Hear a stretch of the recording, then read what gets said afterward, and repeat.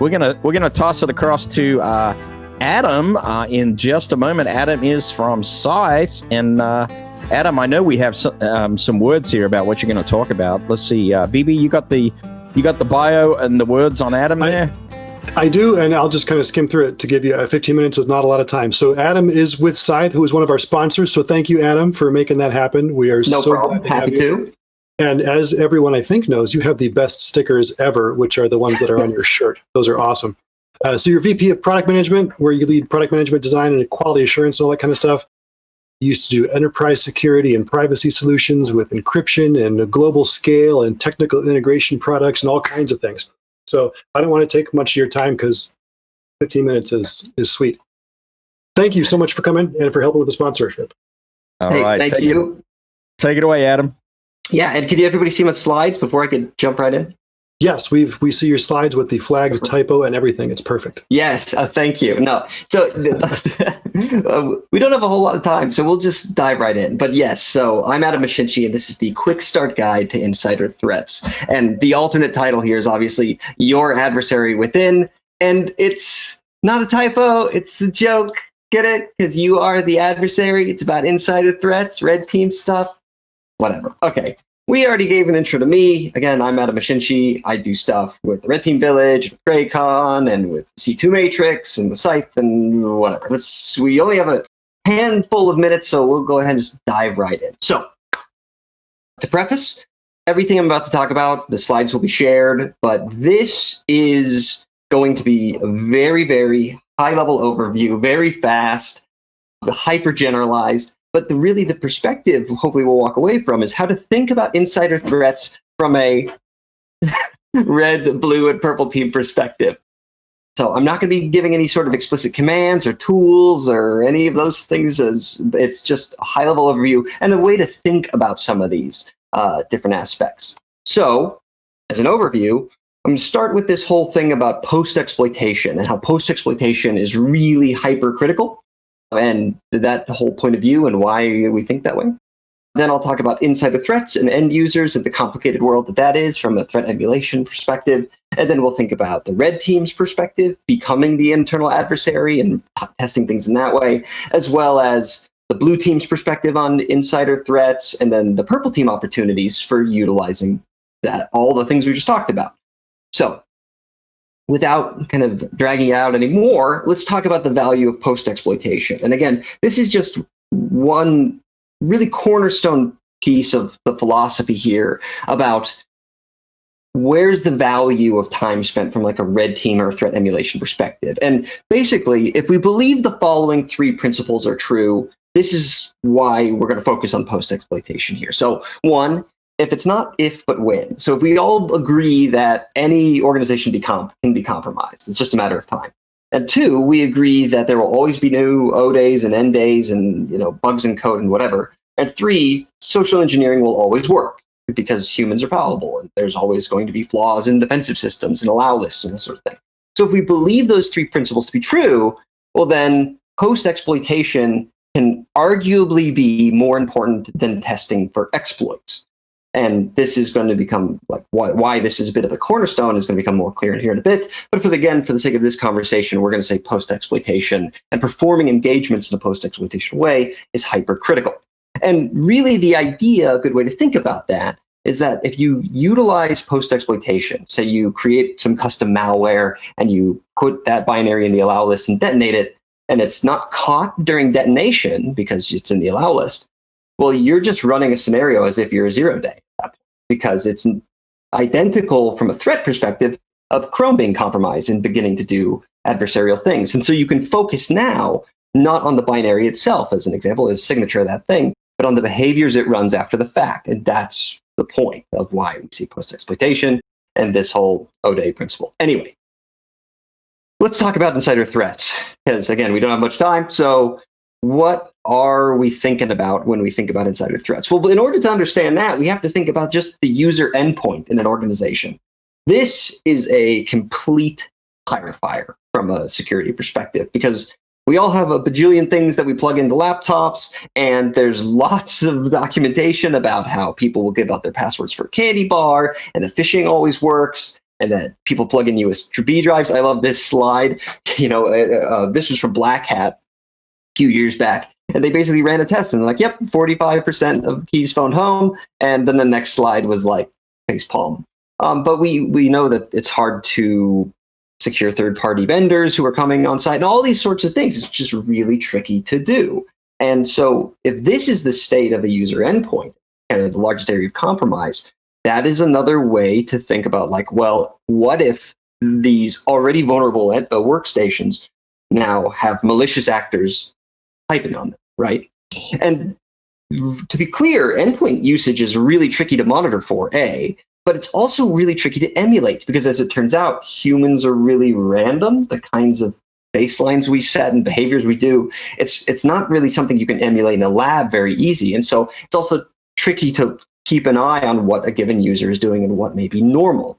And so if that's the state of the endpoint, well, then let's talk about how an organization might deal with that. And to preface, I want everyone to know that I really love privacy and security and encryption. These are things that are really important to me.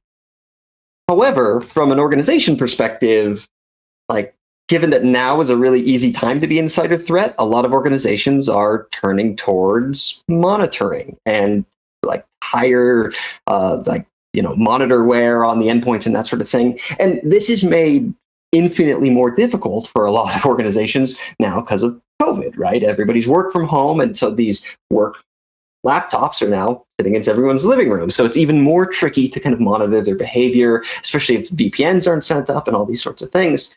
And then you pair all of that with the fact that commercial grade tools are really good at circumventing network monitors. If you take the now extinct Firefox Send tool, well, that was a great thing for arbitrary exfiltration and file dropping. And I mean, that's one of the reasons it was killed off. But if you think about commercial VPNs, just commercial end-to-end encryption in general, bring your own device policies, the fact that MDMs are pretty much dying out. And then all of that ties up into the fact that now organizations are using legitimate cloud services. So now you can use that as a way to exfiltrate data, as an example. Because how do you know the malicious use of Google Drive versus the benign use of Google Drive if it's an approved application? This is just creating a complete nightmare scenario when you're thinking about insider threats and their ability. And again, the business view is that, and the belief that I've found is that we should trust our employees, right? They have a lot of freedom as far as what they do, but you should still verify it to whatever degree you can. But again, verification of these things is exceptionally difficult, especially when we see user resistance to allow lists. The whole idea of storing and monitoring for user traffic is really tricky, and we'll talk more about that in a bit. And then what I like to call the slightly motivated adversary, or the slightly motivated attacker, is not someone who knows how to spin up Kali Linux, but knows how to create a VPN maybe in DigitalOcean, or knows how to use Tor, knows how to use commercial end-to-end encryption.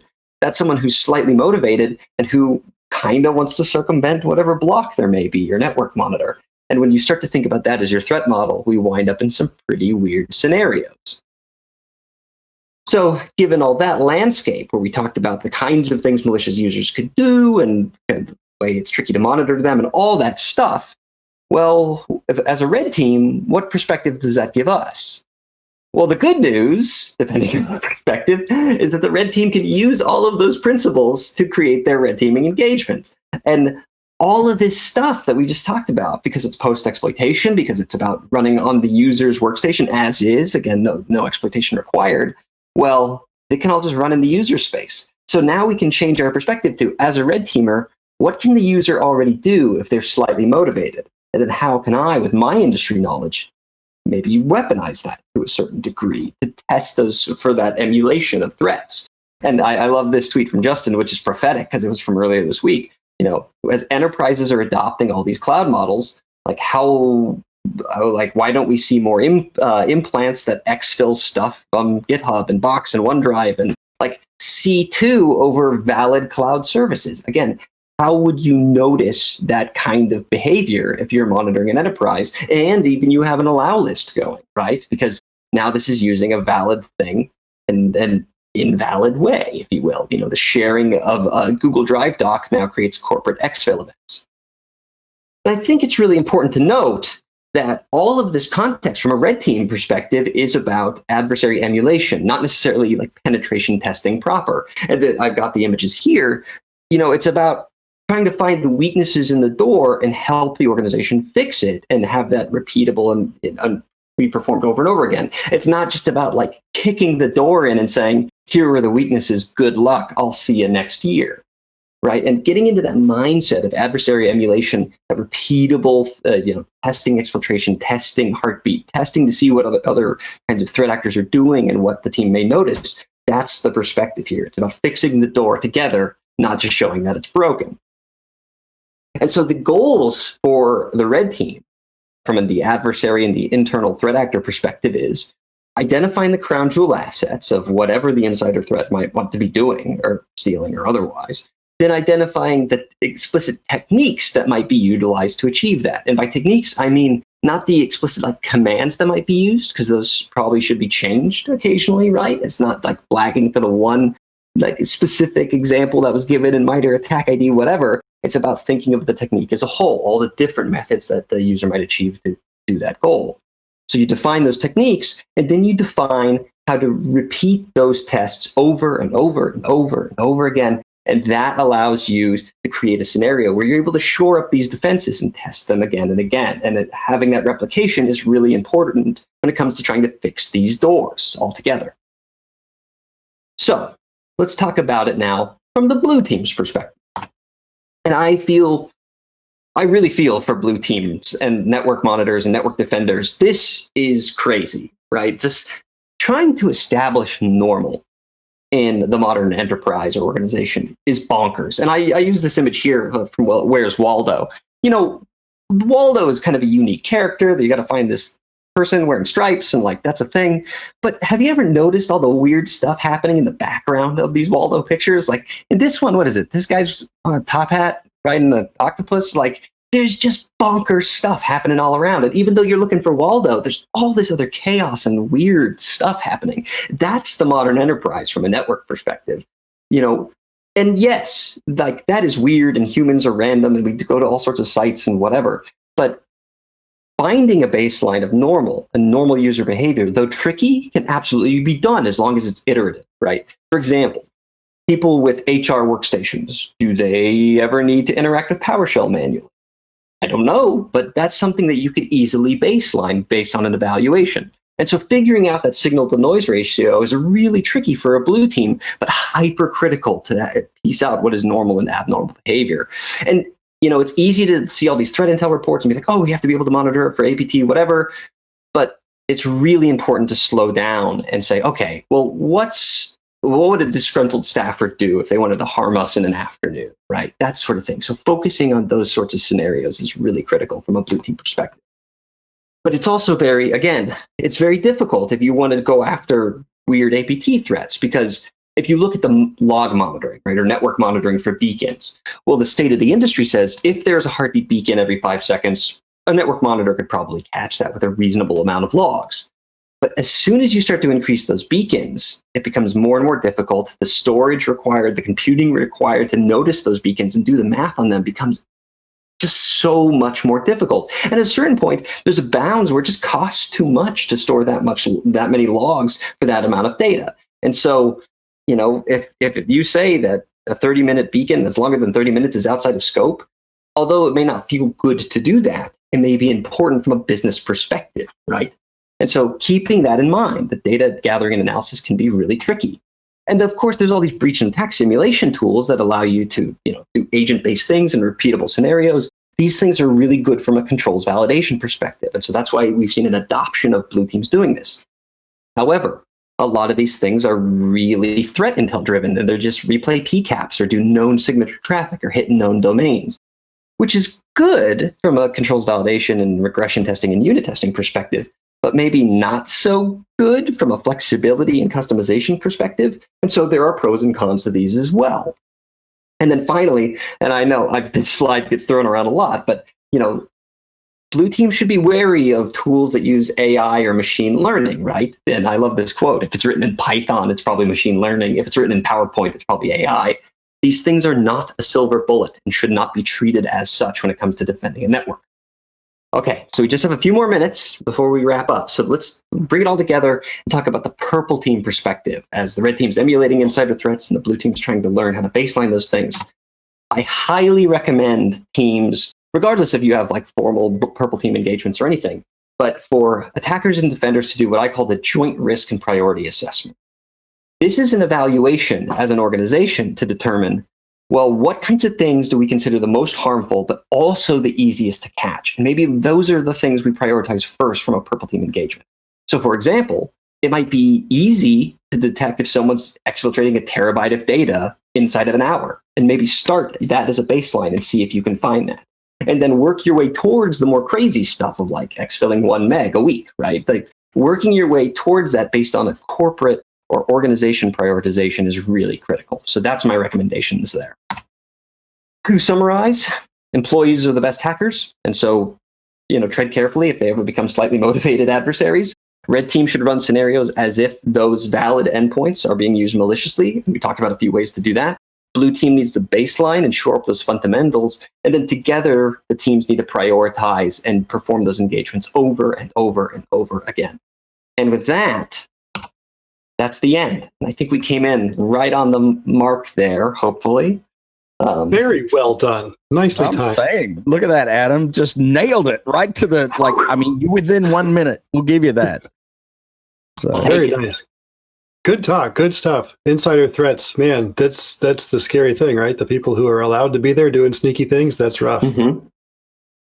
Yeah, and it's a really tricky thing to think about from both a threat actor and how to emulate that, because it's not as fun as using Metasploit or whatever, but also from a blue team perspective, it is pretty crazy. But there are reasonable steps that can take when you start to think, oh, well, maybe I should notice if someone's exfilling a terabyte in an afternoon, right? That happens. Maybe you could keep an eye out for that, right? Yeah. Hey, so Adam, I'm not sure we really gave you the chance to do this at the beginning, but I think we have just a minute. So could you talk just in 30 seconds about what your role is at Scythe and give everybody an idea of what you're doing?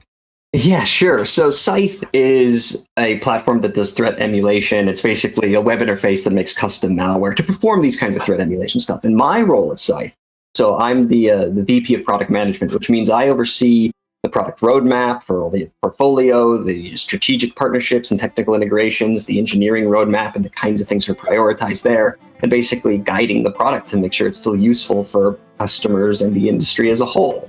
And so that's the kind of stuff that I do. Oh, that's awesome. Well, thank you very much, and we appreciate your sponsorship for Wild West Hackin Fest, and appreciate you giving that talk.